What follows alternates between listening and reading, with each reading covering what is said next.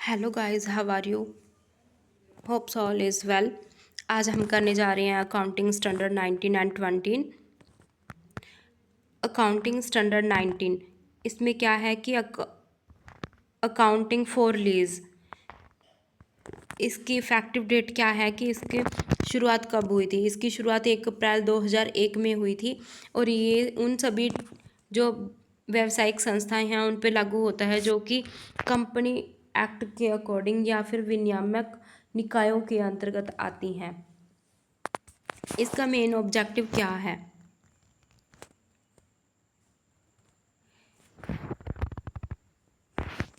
इस लेखा मानक का उद्देश्य पट्टे से संबंधित लेखाकार नीतियों और प्रकटीकरण को निर्धारित करना है, जिससे यह सुनिश्चित हो सके कि पट्टे से जुड़ी जो भी वित्तीय दायित्व हैं और जो भी लाभ है उनको सही ढंग से फाइनेंशियल स्टेटमेंट में दिखाया जाए।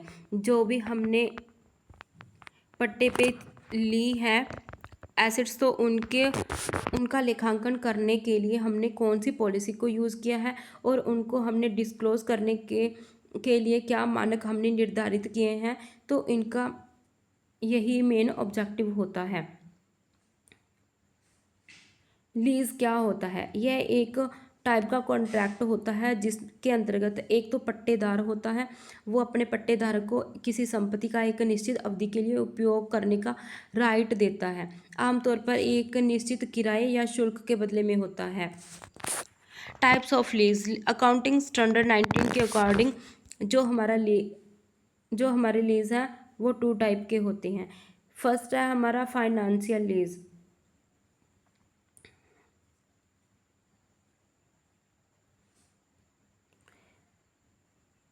फर्स्ट है हमारा फाइनेंशियल लीज, ऐसा पट्टा जिसमें जोखिम और लाभ का अधिकांश भाग पट्टेदार को हस्तांतरित हो जाता है।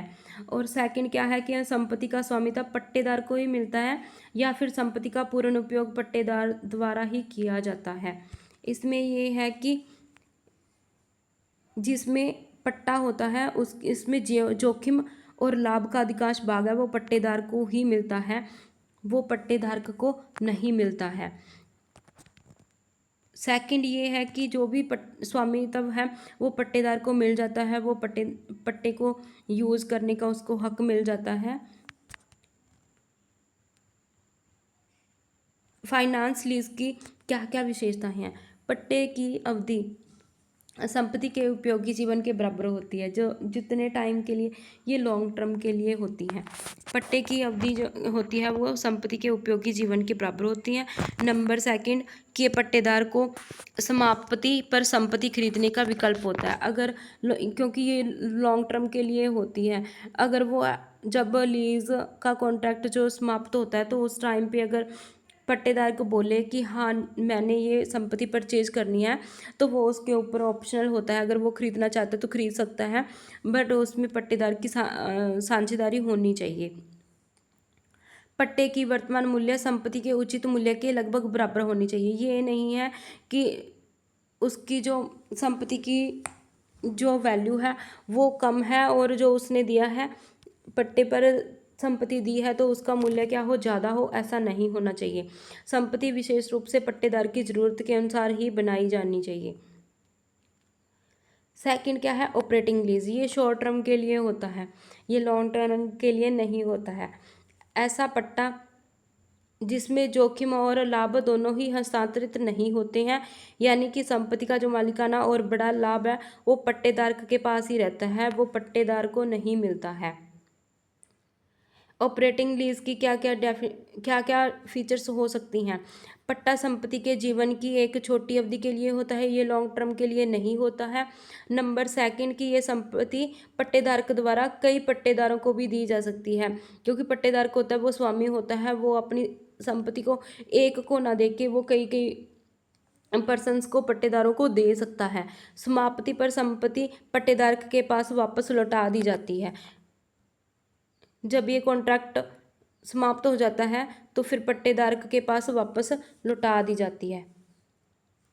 अकाउंटिंग स्टेटमेंट क्या है कि ये फर्स्ट है कि पट्टेदार के लिए फाइनेंस लीज, संपत्ति और दायित्व दोनों को बैलेंस शीट में दर्शाना बहुत जरूरी है। नंबर सेकंड की संपत्ति की जो लागत है वो न्यूनतम पट्टे भुगतान की वर्तमान मूल्य लागत के बराबर होनी चाहिए। नंबर थर्ड की है कि जो भी डेप्रिसिएशन है और जो ब्याज है दोनों पर लागू होते हैं। ये ऐसा नहीं है कि ओनली डेप्रिसिएशन पे नहीं, डेप्रिसिएशन और ब्याज खर्च दोनों पे लागू होते हैं। ऑपरेटिंग लीज में किसी भी किराए के भुगतान को लागत के रूप में P&L अकाउंट में दिखाया जाता है।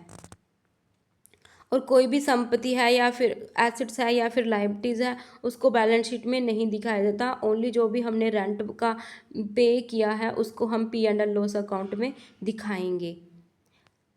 सेकंड है पट्टेदार लीजर के लिए। लीजर अपना जो बनाएगा स्टेटमेंट तो उसमें क्या क्या दिखाएगा। संपत्ति को हटाकर एक लेन देन का बकाया दर्शाया जाता है। और नंबर सेकंड वो क्या दिखाएगा, जो भी आय को ब्याज और मूलधन के हिस्से में बांटा जाता है तो फिर वो इनकम को अलग, जो भी उनका प्रिंसिपल है उसको अलग और जो इंटरेस्ट है उसको अलग अपने फाइनेंशियल स्टेटमेंट में लिखेगा।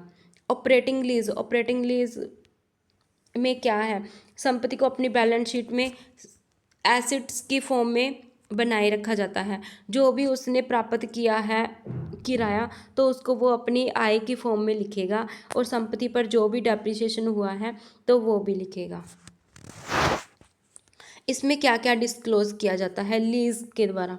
एक तो ये न्यूनतम पट्टे का भुगतान जो उसने किया है वो डिस्क्लोज करेगा। जो भी उसने इन फ्यूचर अपनी लायबिलिटीज़ है तो वो लिखेगा। उसने कौन सी पॉलिसी के थ्रू अपना डेप्रिसिएशन लगाया है वो लिखेगा। और इसके ऊपर जो उसने इंटरेस्ट दिया है तो वो डिस्क्लोज करेगा। लीजर क्या करेगा डिस्क्लोज, एक तो वो पट्टे से प्राप्त उसकी जो आय हुई है, इनकम हुई है तो या फिर इन फ्यूचर होने वाली है तो वो लिखेगा। जो भी डेप्रिसिएशन है वो लिखेगा। जो भी अभी तक उसको इनकम हुई नहीं है बट उसको मिलेगी तो वो लिखेगा। अकाउंटिंग स्टैंडर्ड 19 किस किस पे ये लागू नहीं होता है। एक तो ये गवर्नमेंट जो भी चीज़ें होती हैं, माइनिंग वगैरह हो गया, खनन हो गया, जो भी हमारे नेचुरल रिसोर्सेज हैं तो उनके ऊपर ये लागू नहीं होता है। जो भी लाइसेंस के कॉन्ट्रैक्ट होते हैं जैसे कि फ्रेंचाइजी हो गया तो वो इसमें इंक्लूड नहीं होते हैं। जो भी इन्वेस्टमेंट एसेट्स होती हैं वो इसमें इंक्लूड नहीं होती। जो भी हमने सर्विसेज प्रोवाइड की हैं या सर्विसेज से रिलेटेड जो भी हमने कॉन्ट्रैक्ट साइन किए हुए हैं तो वो इस लीज में नहीं आएंगे। नेक्स्ट है हमारा accounting standard 20 earning per share EPS।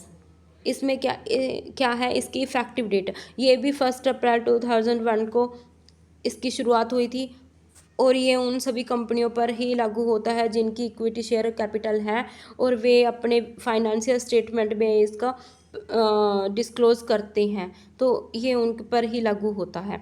Accounting standard 20 का मेन ऑब्जेक्टिव क्या है, इसमें यही है कि जो भी कंपनी है जो हम इक्विटी शेयर इशू करती है तो उसके बारे में कैसे उसको डिस्क्लोज करना है, कैसे उसकी कैलकुलेट करनी है और कौन कौन से प्रिंसिपल्स इसके ऊपर लागू होते हैं तो इनका निर्धारित करना है, ताकि जो भी इन्वेस्टर्स हैं या फिर जो भी कंपनी के शेयर होल्डर्स हैं कंपनी के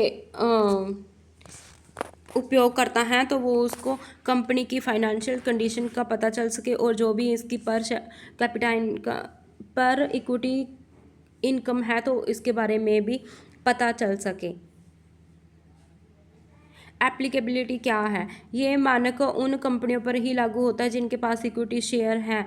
सेकंड ये है कि लगभग योग्य शेयर धारकों को दर्शाने के लिए ही EPS आवश्यक होता है और ये मानक एकल भी हो सकते हैं और साइविलियन वित्तीय विवरण लागू होते हैं। तो EPS के टाइप कौन कौन से होते हैं, EPS 2 टाइप का होता है। एक तो बेसिक हो गया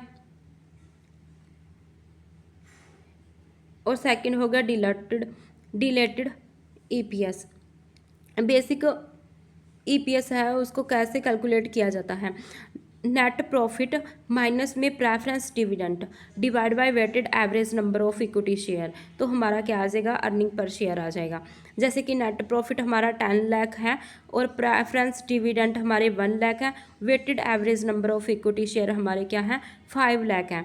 10 लाख में से 1 लाख माइनस करेंगे तो 9 लाख आ जाएगा डिवाइड बाय 5 लाख, तो हमारा जो पर शेयर है तो वो हमारा क्या आ जाएगा 1.8 रुपीज़ पर शेयर आ गया। रिलेटेड ईपीएस क्या होता है? ये ईपीएस ये दर्शाता है कि यदि हमारे पास संभावित प्रेफरेंस इक्विटी शेयर जैसे कि हमारे कन्वर्टेबल डिवेंचर हो गए या ईएसओपी हो गया या फिर कोई भी वारंट्स हो गए, इनको इक्विटी में बदल दिया जाए तो हमारा ईपीएस कितना होगा। इसका फॉर्मूला क्या हो सकता है कैलकुलेट करने का? Adjusted net profit divide by weighted average number of equity share. Adjust net profit for equity share holders, इसको हम कैसे कैलकुलेट करते हैं? नेट प्रॉफिट आफ्टर टैक्स, इसमें प्लस करेंगे हम इंटरेस्ट सेव ऑन कन्वर्टेबल डेप्ट, माइनस करेंगे इसमें से जो भी हमारे प्रेफरेंस डिविडेंट होंगे, अगर है तो हम माइनस करेंगे अदरवाइज नहीं। Weighted average number of equity share हम कैसे फाइंड आउट करते हैं कि जो हमारा एक्चुअल इक्विटी शेयर है उसमें हम अगर ऑल पॉसिबल शेयर्स ऐड कर दें तो हमारा आ जाएगा। इसमें क्या क्या ऐड करेंगे? एक तो कन्वर्टेबल डिवेंचर्स हो गया, स्टॉक ऑप्शन में है, और वारंट्स हो गया, कन्वर्टेबल प्रेफरेंस शेयर्स एक्स्ट्रा। इसमें हमारा क्या आएगा? नेट प्रॉफिट आएगा। नेट प्रॉफिट हमारा फॉर एग्जांपल 10 लाख है, इनमें से हमारे कन्वर्टेबल डिवेंचर हमारे क्या है 5,50,000 है, तो जो हमारा टैक्स आफ्टर टैक्स है, तो इक्विटी शेयर हमारा कितना है? एवरेज इक्विटी शेयर हमारा 5 लाख है, तो कन्वर्टेबल से संबंधित अतिरिक्त शेयर वो है 1 लाख। एडजस्ट नेट प्रॉफिट हम कैसे निकालेंगे? जो भी हमारा नेट प्रॉफिट है हम उसमें क्या करेंगे? कन्वर्टेबल डिबेंचर को ऐड कर देंगे, तो हमारा क्या आ गया? 10,50,000 आ गया। इसमें हम क्या करेंगे? Adjust equity. एडजस्ट इक्विटी क्या है? हमारा एवरेज इक्विटी शेयर है 5 लाख के, और हमारे क्या है? कन्वर्टेबल प्रेफरेंस शेयर हैं, तो वो हमारे कितने हैं? 1 लाख के, तो टोटल हमारा कितना हो गया? 6 लाख हो गया। तो हम डिलट ईपीएस कितना निकालेंगे? 10,50,000 डिवाइड बाई 6 लाख, तो हमारा क्या आ गया? 1.75 पर डिलट ईपीएस आ गया। तो अकाउंटिंग स्टैंडर्ड 20 किन पर लागू नहीं होता है? ऐसी कंपनियां जो कि शेयर सार्वजनिक रूप से जारी नहीं करती हैं, ऐसी कंपनियां जो कि हम पब्लिकली शेयर इशू नहीं करती हैं, और नंबर 2 जो कि गैर लाभकारी ऑर्गेनाइजेशन होते हैं जो कि सोशल वेलफेयर के लिए कंपनियां बनाई जाती हैं, उनके ऊपर ये लागू नहीं होता है। नंबर 3 की यदि इक्विटी पूंजी नहीं है तो ये उन कंपनियों पे लागू नहीं होता है। आज के लिए हमारा टॉपिक यहीं पे समाप्त होता है।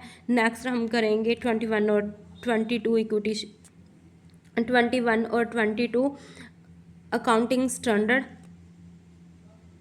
Thank you so much. अपना प्लीज़ फीडबैक ज़रूर दिया करें और लाइक शेयर ज़रूर किया करें ताकि किसी की हेल्प हो सके।